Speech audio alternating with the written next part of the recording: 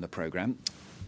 It's time for the press review now. We're going to talk about the Wagner Group, and they continue to dominate the headlines today. Diptyka Laurent is starting with a piece in the New York Times, which reports that Yevgeny Prigozhin's aborted rebellion in Moscow might have had help from the inside, Dipty. That's right. This is indeed from the New York Times today, which reports that according to American intelligence services, Yevgeny Prigozhin might have believed that he had the support of a top Russian general who, it appears, may have known about his rebellion plans in advance. This is all speculation for the moment, which is why we're talking in the conditional. That general, Sergei Surovikin, was replaced as top commander back in January, but he's still a respected and popular military leader with influence in running war operations. U.S. intelligence believe he may have supported Prigozhin's apparent mad dash grab for power from Putin and attempt to change leadership at the defense ministry there.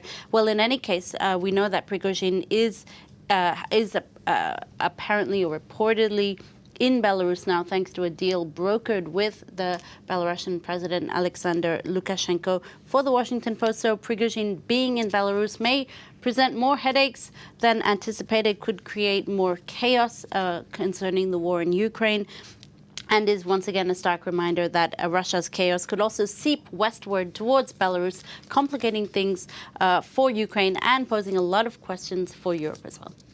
To France now for this next story. This is the decision to appoint a far-right journalist ahead of a respected Sunday newspaper here. It's sparking outrage, not just in the French media, which it has been for about a week now. It's hit the international press as well. That's right. And in fact, in today's Le Monde, you'll find an article signed by 400 French personalities who oppose the nomination of this new editor, and the staff at that newspaper, the Journal du Dimanche, the Sunday paper, are actually going on strike over the appointment of this man, Geoffrey Lejeune. He, until recently at least, was editor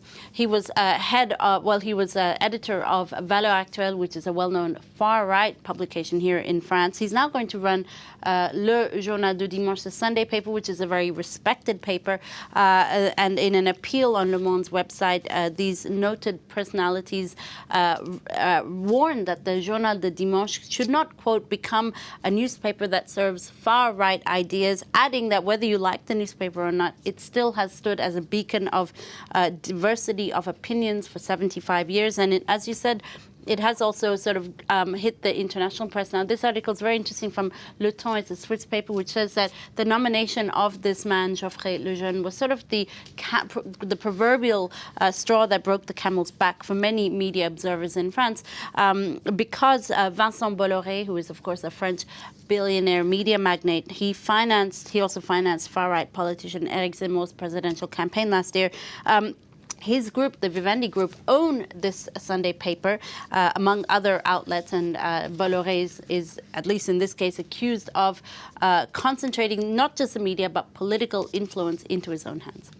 So outrage in France. This now is outrage in Italy. This is after a video of a tourist who actually etched his partner's name into the Colosseum, sparking outrage there. Yeah, that's right. The tourist was filmed carving his name, rather stupidly, and his partner's name with car keys into the walls of the Colosseum, the 2,000-year-old Colosseum, while grinning, as you see there at the camera. Authorities are now trying to track down the tourist, who was filmed by an American visitor. Shouldn't be too hard. He did, after all, show his face on camera and etch his own name on camera, so hopefully we'll be able to find him very quickly.